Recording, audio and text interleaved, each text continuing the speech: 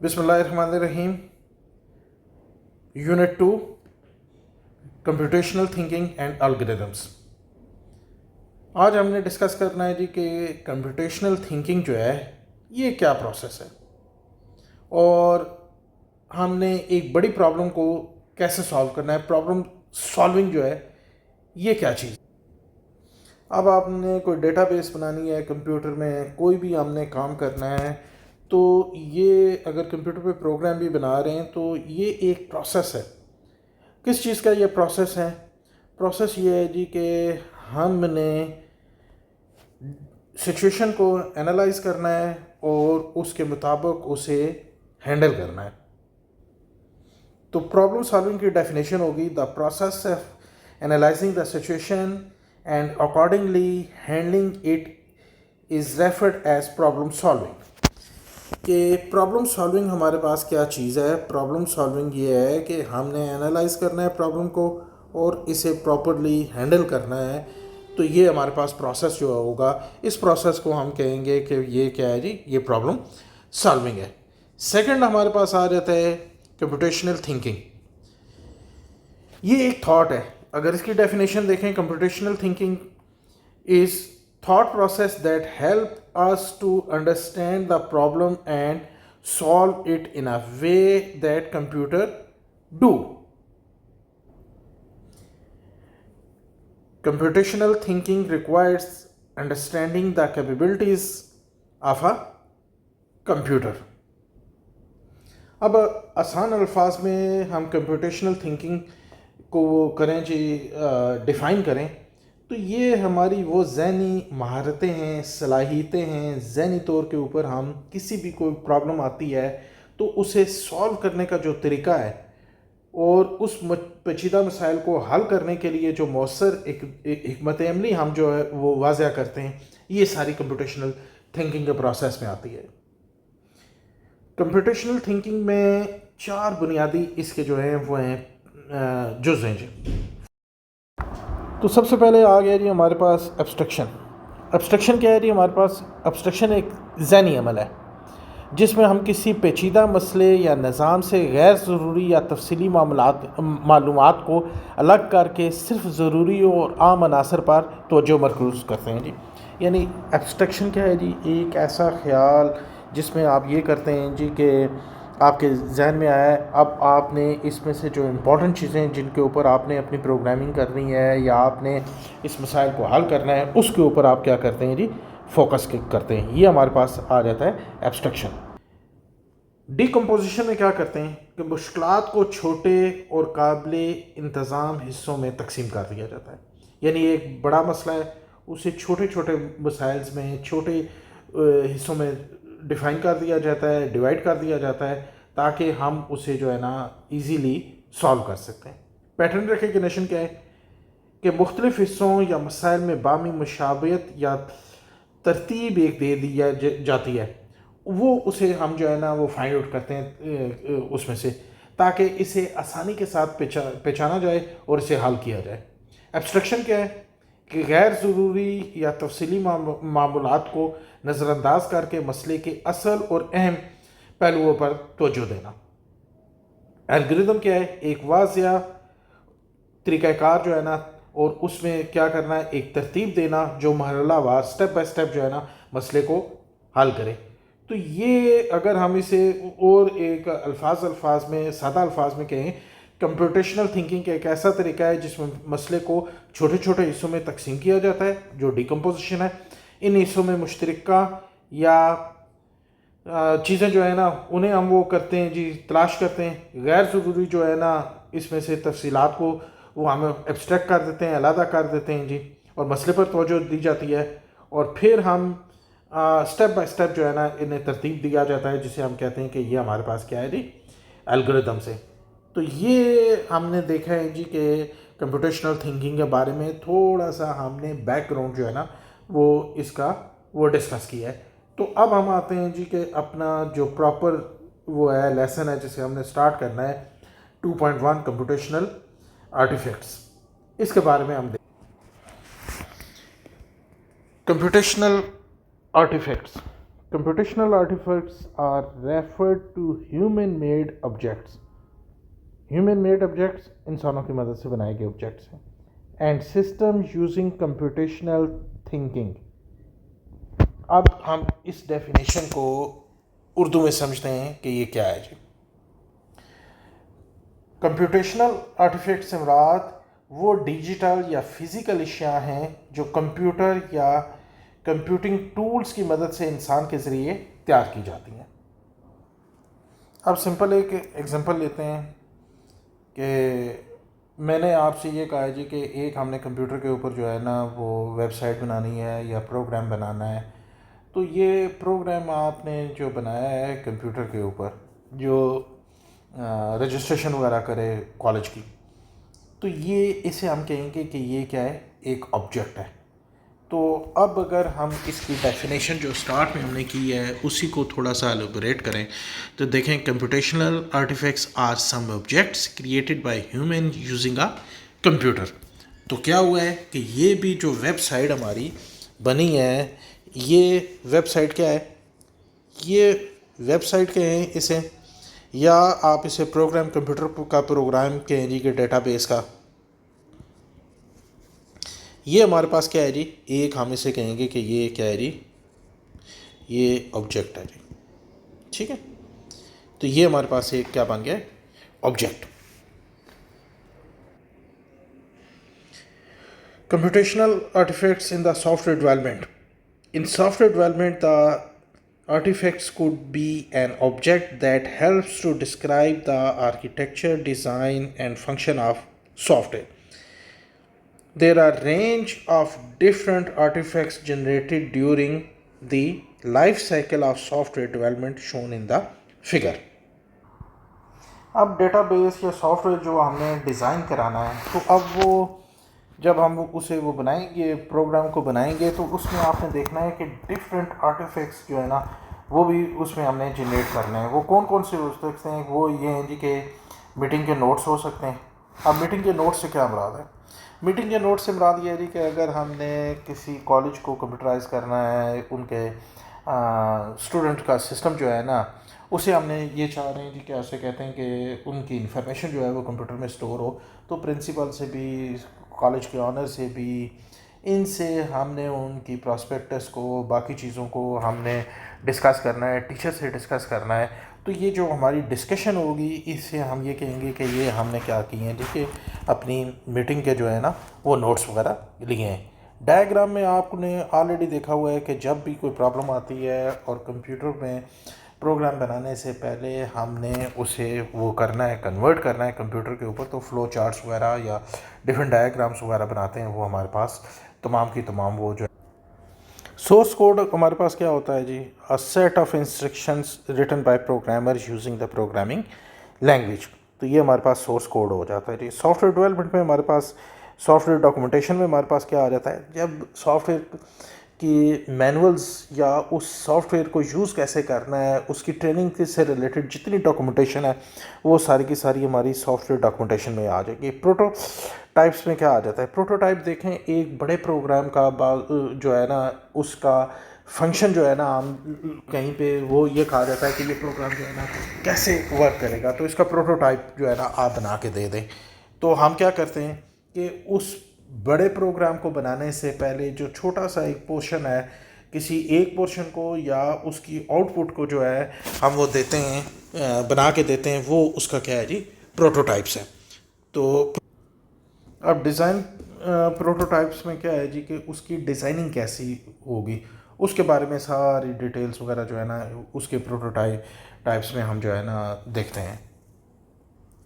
अब इन आर्टिफैक्ट्स की software development में क्यों ज़रूरत पेश आ रही है, देखें इस सॉफ्टवेयर की डेवलपमेंट जो है वो स्टेप बाय स्टेप जो हमने वो करनी है.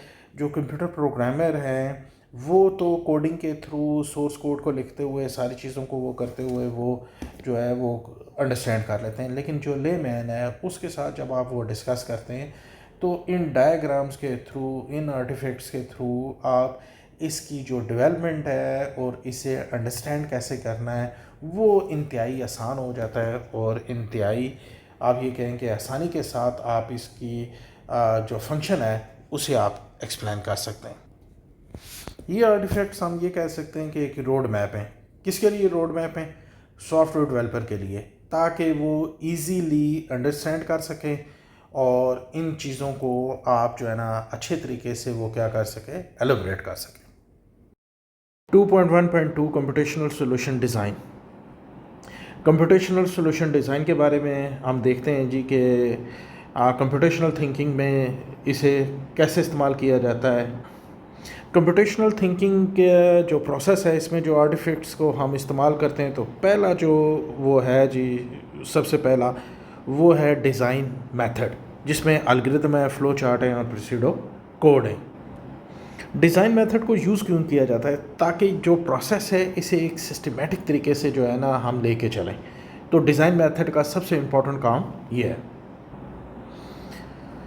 अब कंप्यूटेशनल सॉल्यूशन डिज़ाइन में हम क्या करते हैं जी, ये वो तरीका है कि जिसमें हम किसी मसले को स्टेप बाय स्टेप जो है ना मुख्तलिफ उसमें पार्ट्स में डिवाइड करके उसके सॉल्यूशन की तरफ जो है ना वो स्टेप उठाते हैं, ताकि हमारे पास एग्जैक्ट सॉल्यूशन हमें वो मिल सके और हम अपने टारगेट को अचीव कर सकें।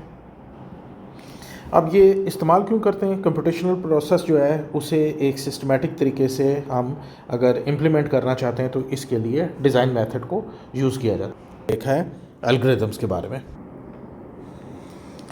फर्स्ट हम देखते हैं जी algorithm. An algorithm is a step by step set of instructions that how a specific problem should be solve. यानी स्टेप बाय स्टेप आपने कोई प्रॉब्लम है उससे सॉल्व करना है, तो जो इंस्ट्रक्शंस आप लिखेंगे वो क्या होंगी? एल्गोरिदम है जी। फॉर एग्जांपल कि मैंने ये कहना है जी कि मैंने चाय बनानी है, तो चाय बनाने के लिए आपने क्या करना है? सबसे पहले आपने ये किया है जी कि जो चूल्हा है उसे आपने ऑन किया है, आपका पहला स्टेप हो गया। आपने पानी लिया है और पॉट में, और उसके बाद आपने चीनी पत्ती जो है वो डाली है, और आपने वो थोड़ा सा जो है ना आग के ऊपर उसे देखा है जी कि कितना वो हुआ है। जैसे उसको बॉइलिंग पॉइंट पे आया है तो आपने उसमें मिल्क ऐड किया है, और फिर उसके बाद जो है ना ये स्टेप आपने वो क्या किया है जी, उसे थोड़ी देर के लिए आपने रखा है, रिपीट किया है, और एंड में आपकी चाय तैयार हो गई है। यानी आपने से मैं पूछता हूँ चाय कैसे बनानी है, तो आपने ये मेथड मुझे बता दिया है। मैंने आपसे ये पूछना है कि इस्लामाबाद आप कैसे जाना चाहते हैं, तो कैसे जाएंगे? अब आपने जो अवेलेबल सोर्सेज हैं, जो भी आपने तरीका करना है, पब्लिक ट्रांसपोर्ट से, अपनी मोटर बाइक से या गाड़ी के थ्रू, आपने वो इंग्लिश में या उर्दू में रिटन फॉर्म में लिख के जो स्टेप मुझे 4 या 5 स्टेप देंगे, वो क्या चीज़ है? वो है एल्गोरिदम। सेकंड हमारे पास आ गया है फ्लो चार्ट। फ्लो चार्ट क्या है जी हमारे पास? This provides a visual representation of flow and logic. Flow and logic using the define symbols. अब ये हमारे पास फ्लो चार्ट में क्या होते हैं जी, ये स्टार्ट और एंड के लिए सिंबल है, ये हमारे पास प्रोसेसिंग के लिए सिंबल है, ये हमारे पास इनपुट आउटपुट के लिए यूज़ करते हैं। इस तरीके से मुख्तलिफ और भी जो हैं उन्हें हम यूज़ करते हैं। कनेक्टर है उसे यूज़ कर लेते हैं, एरोस कीज़ ये वाली जो है ना इन्हें यूज़ कर लेते हैं हाँ, ताकि फ़्लो का पता चले। अब इसमें हम क्या कर रहे हैं, देखें 2 नंबर्स हैं, उन्हें ऐड करना है हमने। तो ऐड करने के लिए हम क्या करेंगे, हमने नंबर 1 एक 2 वेरिएबल्स लिए, इनपुट उसमें नंबर 1 में किया, नंबर 2 में। 2 वेरिएबल्स में जब इनपुट हो गई है, दोनों को हमने क्या किया है, दोनों नंबर्स को हमने एक वेरिएबल जो सम है इसमें क्या कर दिया है, स्टोर कर दिया है। जैसे ही हमने इसमें से स्टोर किया है, तो सपोज़ करें कि यहाँ पे हमने लिया था 3 और यहाँ पे हमने इनपुट किया है 5, तो यहाँ पे आ जाएगा 5 + 3। तो दोनों को ऐड करने के बाद 8 जो है ये सम के वेरिएबल में मूव हो जाएगा। यहाँ पे वो क्या कर देगा, 8 जो है वो इसे प्रिंट कर देगा। तो इस मेथड को आप देखें, इस डायग्राम को देखें, तो ये फ़्लो चार्ट हमें क्या बता रहा है, रिप्रेजेंटेशन बता रहा है और साथ लॉजिक भी बता रहा है कि 5 को 3 में आपने कैसे ऐड किया है। ये हमारे पास फ़्लो चार्ट के डिफरेंट सिंबल्स हैं, उसके अलावा भी जिन्हें हम यूज़ करके तो जो फ़्लो है डायग्राम्स वगैरह का, बाकी जो है पूरे प्रोग्राम का वो फ़्लो जो है वो हम यहाँ से देख के बता सकते हैं जी।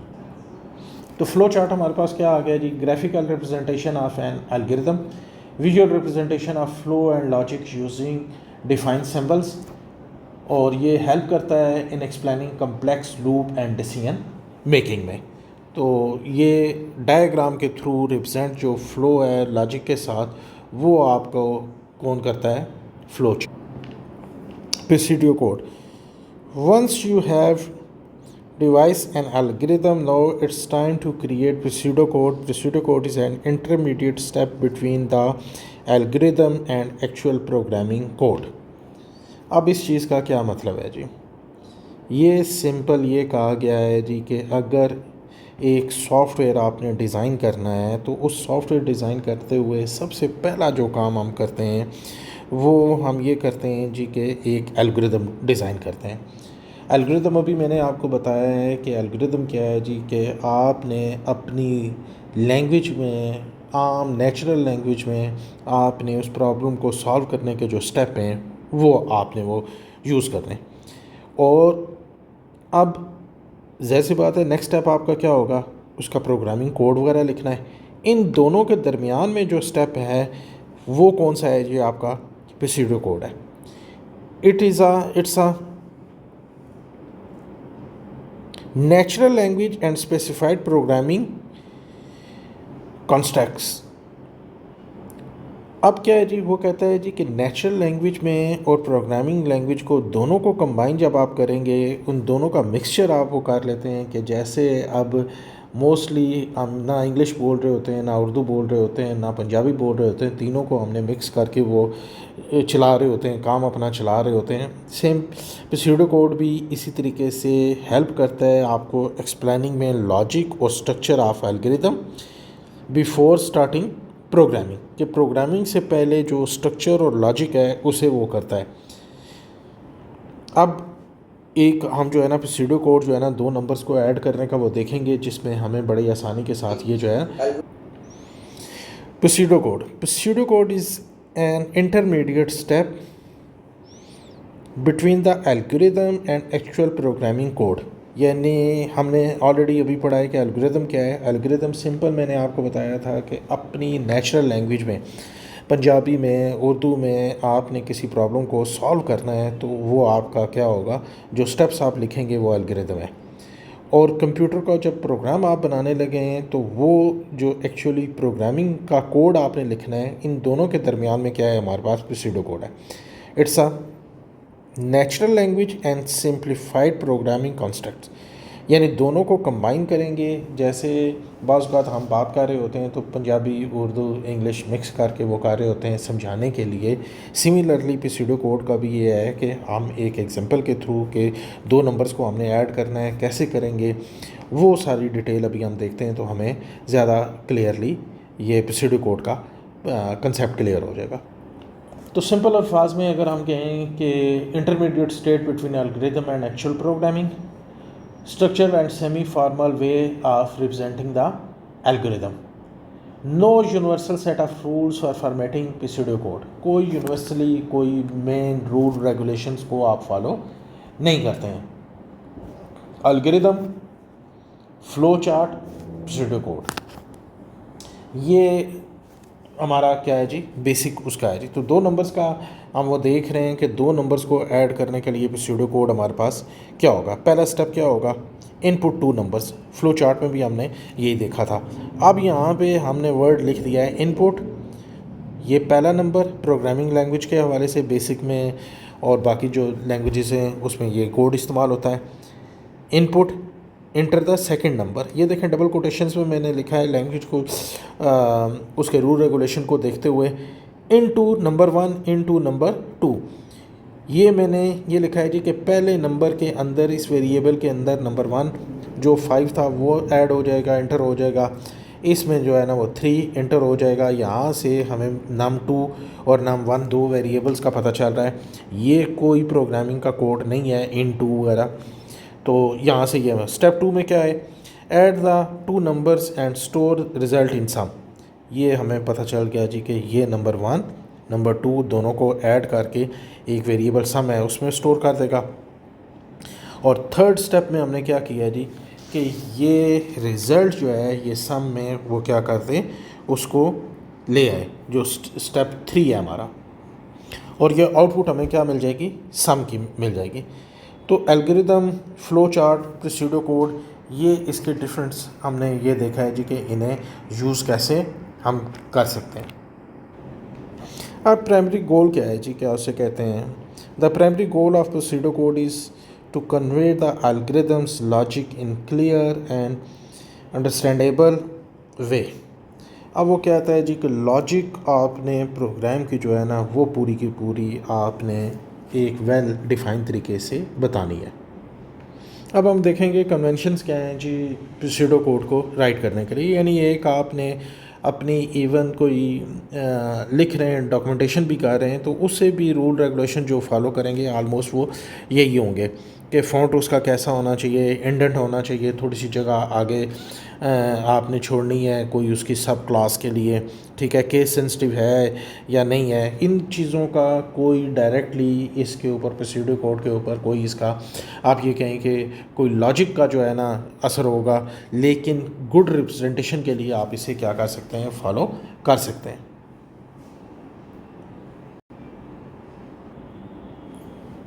अच्छा, प्रोग्राम लिखते हुए कमेंट सामने देने, लाइन नंबरिंग देनी है, ठीक है ना। डेटा टाइप्स में ये होता है जी कि हमारे पास अगर ये नंबर हैं तो हम INT इंटीजर करके तो ये 3, 4, 5 या इंटीजर लिख लेते हैं।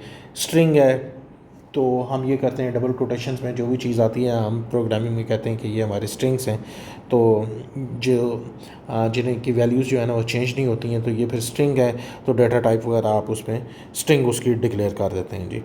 ऑपरेटर, ये वाले तमाम ऑपरेटर्स हैं हमारे पास, प्लस माइनस वगैरह, इन्हें आप यूज़ कर सकते हैं।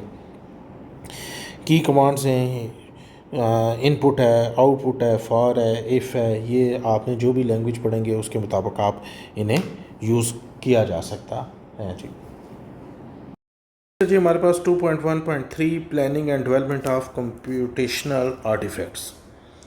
देखें, आर्टिफैक्ट्स के बारे में ऑलरेडी हम जो है ना वो इस लेसन में जो है ना बड़ी डिटेल के साथ जो है ना वो पढ़ चुके हैं जी कि ये क्या चीज़ है, ठीक है। कंप्यूटर आर्टिफैक्ट्स जो है ना वो क्या चीज़ है, ये कोई भी चीज़ है जो कंप्यूटर या टेक्नोलॉजी के ज़रिए बनाई गई हो। एक सॉफ्टवेयर भी हो सकता है, एक वेबसाइट भी हो सकती है, आपको मैंने एग्जांपल दी थी कॉलेज के लिए जो है एडमिशन पोर्टल भी हो सकता है, स्टूडेंट्स की इनरोलमेंट के लिए भी हो सकता है, एग्ज़ाम का पोर्टल भी हो सकता है, कोई वीडियो भी हो सकती है, एनिमेशन भी हो सकती है, कोई गेम भी हो सकती है। यानी कंप्यूटर आर्टिफैक्ट्स वो चीज़ है जो कंप्यूटर और प्रोग्रामिंग की मदद से क्या की जाती है, तैयार की जाती है। तो कंप्यूटर आर्टिफैक्ट के बारे में हम बड़ी डिटेल में बड़ी दफ़ा कर चुके हैं। अब नेक्स्ट है जी कि ये प्लानिंग क्या चीज़ है और डेवलपमेंट क्या चीज़ है। प्लानिंग का क्या मतलब है, देखें, प्लानिंग आपने यहाँ से इस्लामाबाद जाना है तो आपने क्या करना है, प्लान करना है, गाड़ी पे जाऊँ मैं, पैदल जाऊँ मैं, अपनी गाड़ी लेके जाऊँ या पब्लिक ट्रांसपोर्ट में जाऊँ, ये क्या चीज़ है, ये प्लानिंग है। खाना बनाना है, आपकी मदर वो प्लानिंग करती हैं कि आज क्या बनाना है, किस तरीके से बनाना है, तो प्लानिंग का मतलब आपको पता चल गया। प्लानिंग क्या होता है, ये सोचना कि ये चीज़ किस मकसद के लिए बनाई जा रही है, इसमें कौन कौन से फीचर्स होंगे, किस तरीके का डिज़ाइन या फॉर्मेट होगा, टाइम इसके ऊपर कितना लगेगा। और सेकंड चीज़ क्या है जी इसमें, वो है ऑर्गेनाइजेशन, कि काम को कितने हिस्सों में हमने बांटना है, डाटा कोड और फाइल्स को कैसे हमने स्टेप बाय स्टेप जो है ना वो मुनज़्ज़म करना है, तरतीबवार करना है, टीम के किस बंदे की कौन सी रिस्पॉन्सिबिलिटी होगी। तो कंप्यूटर आर्टिफैक्ट्स की प्लानिंग और तंजीम का मतलब ये है कि किसी डिजिटल चीज़ जैसे वेबसाइट, ऐप को बनाने के लिए पहले सोचना, फिर एक मंसूबा तैयार करना और आखिर में काम को तरतीब देना, और इतने मुनज़्ज़म तरीके से, इतने अच्छे तरीके से कि ये आसानी के साथ और सही वक्त पे ऊपर इन टाइम हमारे साथ हो जाए। ये तमाम जो हैं ये planning and development in computational artifacts का में आती हैं जी। अब हम देखते हैं जी कि कौन से स्टेप्स इन्वॉल्व हैं, कि the steps are use for planning and development of an artifacts. Define the problem, कि डिफ़ाइन द प्रॉब्लम से क्या मुराद है। आपको ऑलरेडी पता है जी कि प्रॉब्लम को डिफ़ाइन करना, कि जैसे मैंने भी एग्जांपल दी थी कि हमने इस्लामाबाद जाना है या घर में किचन में आपकी मदर ने कुकिंग करनी है, ये क्या है जी, प्रॉब्लम है। List the inputs. List the inputs में क्या चीज़ें आ जाती हैं, वो तमाम चीज़ें जो कि हमारे पास अवेलेबल हैं। इंफॉर्मेशन जो है ना वो needed to solve the problem, कि कौन कौन सी हमारे पास चीज़ें ऐसी हैं, उसकी लिस्ट क्या है, वो तमाम चीज़ें इसमें हैं। और फिर आ जाता है हमारे पास plan, outline the logic. Logic से बात क्या है जी, अब लिस्ट ऑफ द प्लान्स में आप देखें, कुकिंग करनी है तो कुकिंग के लिए आपके पास जो चीज़ें अवेलेबल हैं किचन में वो तमाम आपकी इनपुट्स हो जाएंगी। और अगर आपने इस्लामाबाद जाना है तो उसके लिए आपके पास क्या चीज़ें हैं जी, गाड़ी अगर अवेलेबल है तो वो आपके पास इनपुट है। ठीक है, प्लान क्या है, outline the logic. Outline the logic का मतलब ये है कि आप गाड़ी के थ्रू हमने कैसे जाना है, इसके ऊपर पब्लिक ट्रांसपोर्ट के थ्रू जाना है, आपके पास एक से ज़्यादा प्रोग्राम्स हैं, उन प्रोग्राम्स को आपने कैसे एग्जीक्यूट करना है, किस तरीके से आपने जाना है, वो आपका क्या है जी, प्लान है। Choose the data structure. अब देखें कि क्योंकि कंप्यूटर से रिलेटेड सारी बातें हम कर रहे हैं, ये जो मैंने इस्लामाबाद वाली आपको एग्जांपल दी है ये समझाने के लिए की है आपको। तो अब चूज़ द डाटा स्ट्रक्चर का मतलब ये है जी कि जो डाटा है, जो प्रोग्राम आपने वेबसाइट वगैरह बनानी है, उसका जो डाटा आपने स्टोर करना है वो अरे में करना है, स्टैक में करना है, क्यू में करना है, तो वो एक ऑर्गेनाइज मेथड के थ्रू होना चाहिए, उसके बारे में आपको इल्म होना चाहिए। Choose control structure. Enable the determine the order of the program execution. The sequential order of the execution is distributed in two aspects. Skip some program statements. Repeat one or more program statements. ये क्या चीज़ है जी? देखें, इसे simple ये है जी कि आप आते हैं, आप ने एक प्रोग्राम बनाया है कि प्रोग्राम जैसे ही ख़त्म हो तो वहाँ पे लिखा आ जाए do you want to continue. तो ये कंट्रोल स्टेटमेंट के थ्रू आपने प्रोग्राम को स्टार्ट में दोबारा भेजना है, एंड में उसे इंस्ट्रक्शन मिल रही है, या कहीं पे आपने इफ़ एल्स की कंडीशन वगैरह लगा के कहना है जी कि ये प्रोग्राम है कि आपने मार्क्स इंटर किए हैं तो ये स्टूडेंट पास है या फेल है।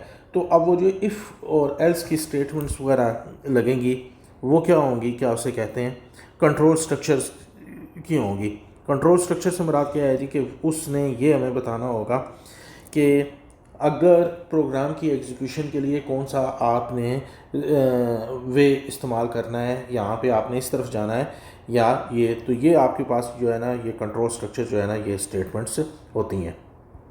डेवलपमेंट में क्या करते हैं, describe the step needed to convert और manipulate the inputs to produce the output. जो आपके पास इनपुट्स वगैरह अवेलेबल हैं उन तमाम की मदद से आपने अपने टास्क को कैसे परफॉर्म करना है वो तमाम के तमाम इस स्टेप में आ जाते हैं। Testing the algorithms. Testing the algorithm क्या चीज़ है जी? टेस्टिंग द एल्गोरिदम से मुराद ये है कि choose the data steps and verify that your algorithm is correct, कि आपने उसको ये देखना है जी कि टेस्ट के ज़रिए जब आपकी डेवलपमेंट हो जाती है आपने डाटा इनपुट उसमें करना है, यानी पास एंड फेल वाला है कि 70% अगर मार्क्स हैं तो the student should be passed, और अगर वो 40 पे आपने चेक लगाया है तो 40% से लेस हैं the student should be fail. ये आपके प्रोग्राम को आउटपुट देनी चाहिए। तो जब आप इंटर किए बगैर किसी के हैंड डाटा इंटर किए बगैर या टेस्ट किए बगैर आप डाटा किसी के हैंड प्रोग्राम हैंड ओवर करेंगे तो उसमें एरर आने के चांसेस होते हैं। तो ये आपके पास था डेवलपमेंट का के साथ साथ जो है ना टेस्टिंग द एल्गोरिदम, ये उसका फेस। अब इस चीज़ को हमें एक एग्जांपल की मदद से समझते हैं जी। To solve this example we need to have some domain knowledge first about the problem. Jeroo is a kangaroo like animal. Jeroo जो है ये कैंगरू की तरह का एक एनिमल है। Zero can pick the flower from a location and can plant them to some other. The zero moves by hooping in the four direction forward, backward, right and left. At the zero hop, it must avoid water, nets and other of its kinds. अब हम ये देखते हैं कि zero की problem क्या है और उसने उस टास्क को कंप्लीट कैसे करना है। अब जीरो क्या चीज़ है जी? Jeroo is a programming environment design to introduce beginners to object-oriented programming concepts specifically through a text-based simulation. Text based simulation के थ्रू अगर आपने प्रोग्रामिंग को समझना है तो उसके लिए एक एनवायरनमेंट हमारे पास अवेलेबल है जिसे हम कहते हैं कि ये एक हमारे पास प्रोग्रामिंग एनवायरनमेंट डिज़ाइन हुई है। तो उसी में हम इस प्रॉब्लम को सॉल्व कर रहे हैं। बुक में जो एग्जांपल दी है तो ये जीरो के बारे में थोड़ा सा मैंने आपको बता दिया है। ये आप नेट पे इसे और सर्च कर सकते हैं जीरो के बारे में। तो ये आपको फ्लावर को पिक करना, बाकी करना, ये पूरी की पूरी वीडियोस इसमें अवेलेबल हैं जी। अब प्रॉब्लम क्या है? Problem definition, consider the given diagram where the field is divided into 5 matrix. 5 ये होंगे जी हमारे पास और 5 ये होंगी। जब भी 1 2 3 4 5, 1 2 3 4 5 ये 0 0 है, ठीक है। स्टार्ट हम 0 से करते होते हैं, ठीक है। ये 0 1 0 2 और ये सेम इसी तरीके से हमारे पास ये आ गई हैं और ये लास्ट में हमारे पास 4 4 हो जाएगी। तो ये क्या हो जाएगी हमारे पास 0 4 0 1 0 2 0 3 0 4, ठीक है। ये 0 0 और ये 1 0 2 0 3 0 4 0, ये आपको मैंने इसका बताया। अब हमने क्या करना है जी? The flower is located at 3.0, ठीक है। ये देखें जी हमारे पास ये फ्लावर लोकेटेड है इसमें है। राइट एन एल्गोरिदम, हमने क्या करना है? एक algorithm where the zero picks the flower and plant into another location 3.2। 3.2 की जो लोकेशन है उसके ऊपर इसने वो करना है प्लांट को। तो हम इसके लिए क्या स्टेप करेंगे? हमारे पास इनपुट्स क्या अवेलेबल है? जीरो की स्टार्ट की लोकेशन है, आउटपुट हमें चाहिए नई लोकेशन 3 × 2 चाहिए। प्लान हम क्या करेंगे? प्लानिंग में हमारी ये है कि पिक द फ्लावर करेंगे, उसे पुट द फ्लावर करेंगे। प्लान में हमारे पास क्या है जी कि break the down the problem, कि फ्लावर को हमने पिक करना है, put the flower, move east करना है। डेवलपमेंट में क्या आ जाएगा? Pick the flower of 3 times, jump करना, उछलना, कोलिजन। होप का मतलब यह है take the flower, put the flower, turn right. ये हम क्या कर रहे हैं? इसके स्टेप्स लिख रहे हैं कि जिनकी मदद से हमने यहाँ से फ्लावर को पिक करके जो 3.2 की जो लोकेशन है उसमें फ्लावर को लेके जाना है जी। Move east, plant the flower, move east, turn left, hop 1 time. तो ये हमारे वो स्टेप पे हो गए after development of the algorithm. आप देखें कि इसे अगर आप समझते हैं बिल्कुल इजीली ह्यूमन लाइक लैंग्वेज में जो है ना, ये तमाम चीज़ें जो है ना समझाई जा रही हैं डायग्राम के थ्रू। तो फ्लावर को पिक करना है, कहाँ तक, कौन सी रो तक लेके जाना है, ये हमने डायग्राम के थ्रू जो है ना उसे क्या किया है? एक्सप्लेन किया है डिफरेंट फेजेस के साथ। After the development of algorithm try to refine the by asking yourself the following questions. कौन कौन से क्वेश्चंस हैं जी? कि क्या जो ये काम आप जो कर रहे हैं जी ये ठीक है, इसमें कहीं पे कोई प्रॉब्लम तो नहीं है? तो इन तमाम चीज़ों को हमने कंसिडर करना है। Does the develop program solve some specific problem और could it may be generalized, यानी कि जो हमने ये एल्गोरिदम ये ऊपर वाला लिखा है इसने जो प्रॉब्लम थी उसे सॉल्व किया है या कि नहीं। नेक्स्ट है जी हमारे पास 2.1.4 टेस्टिंग द कंप्यूटेशनल आर्टिफैक्ट्स। देखें कोई भी प्रोग्राम कंप्यूटर पे हमने बनाना है, उससे टेस्ट हमने लाजमी करना है कि वो आउटपुट हमारी जो है ना वो दे रहा है या कि नहीं दे रहा है, कहीं पे गलत तो नहीं दे रहा है। तो कंप्यूटर आर्टिफैक्ट्स की टेस्टिंग जो है ना वो मस्ट है। जब भी हम कोई डिजिटल चीज़ जैसे mobile app, website, software, game कुछ भी बनाते हैं तो ये सही तरीके से काम कर रही है या कि नहीं है, इसमें कोई बग्स, एरर या कोई गलती तो नहीं है, ये यूज़र फ्रेंडली है कि नहीं है। टेस्ट का मकसद क्या होता है? बग्स को ढूंढना, बग्स, एरर, गलतियाँ, फीचर्स को चेक करना कि आया वो जो उसके फीचर्स हमने डाले हैं वो सही काम कर रहे हैं कि नहीं कर रहे हैं, उसकी परफॉर्मेंस ठीक है कि नहीं है। आसान अल्फाज में हम क्या कहेंगे? टेस्टिंग में आप देखेंगे कि अगर कोई ऐप है तो वो स्टूडेंट्स के मार्क्स वगैरह का देख रही है। जैसे मैंने पहले भी एग्जांपल दी है, तो एक प्रोग्राम बनाया है पास और फेल का, तो अगर 70 नंबर हमने एंटर कर रहे हैं और वो स्टूडेंट को जो है ना वो फेल कर रहा है, तो इसका मतलब यह है कि ये प्रोग्राम हमने क्या किया है? गलत बनाया है जी। ट्रेसिंग एन एल्गोरिथम से क्या मुराद है जी? 2.1.4 ट्रेसिंग एल्गोरिथम का मतलब यह है कि कोई भी प्रोग्राम को स्टेप बाय स्टेप जो चलाना है और ये देखना है कि इस स्टेप के ऊपर उसकी क्या वैल्यू है। एल्गोरिथम के हर स्टेप को परखना, इनपुट डालकर देखना कि इनपुट आउटपुट सही आ रहा है या कि नहीं है। अगर गलती है तो हमें वहीं पे फ़ौरन पता चल जाएगा। जैसे दो नंबर हैं, हमने उन्हें वो देखना है जी, क्या उसे कहते हैं कि ट्रेसिंग करनी है इसकी, कि इन दो वैल्यूज़ में से हमने ऐड करना है, एक प्रोग्राम बनाया है। तो स्टेप बाय स्टेप हम उनकी वैल्यूज़ को इंटर करेंगे, फिर देखेंगे कि अगर 3+5 है तो वो 8 आ रहा है हमारे पास या कि नहीं आ रहा है। तो ये सिंपल था हमारे पास ट्रेसिंग के हवाले से। तो आसान अल्फाज में हम क्या कह सकते हैं, ट्रेसिंग एल्गोरिदम का मतलब है कि एल्गोरिदम के हर कदम को एक का एक करके चेक करना, उसे आजमाना, ताकि पता चल जाए कि आखिर में नतीजा दुरुस्त आ रहा है या कि नहीं आ रहा है। एल्गोरिदम के स्टेप्स क्या होते हैं जी, एक मंसूबा बनना होता है जी, कि एक तरीका है जिसमें कोई मसला हल करते हैं। मिसाल के तौर पे चाय बनाने का एल्गोरिदम क्या है जी, पानी गर्म करें, दूध डालें, चाय की पत्ती डालें, चीनी मिलाएं, कप में डालें, ठीक है, हीट अप इसे ही कर रहे हैं, हमने बॉयल वगैरह कर रहे हैं। इस तरह कंप्यूटेशनल आर्टिफैक्ट्स के पीछे एक एल्गोरिदम होता है जो बताता है कि ये प्रोग्राम कैसे चल रहा है। आसान अल्फाज में हम ट्रेसिंग को देख रहे हैं कि ट्रेसिंग का मतलब है कि एल्गोरिदम के हर कदम को एक एक करके फॉलो करना और देखना कि आखिर में नतीजा क्या निकलता है। ये बिल्कुल ऐसे ही है जैसे आप प्रैक्टिस के तौर पर एल्गोरिदम के हर स्टेप को कागज़ या दिमाग में चलाकर नतीजा अखज़ करते हैं।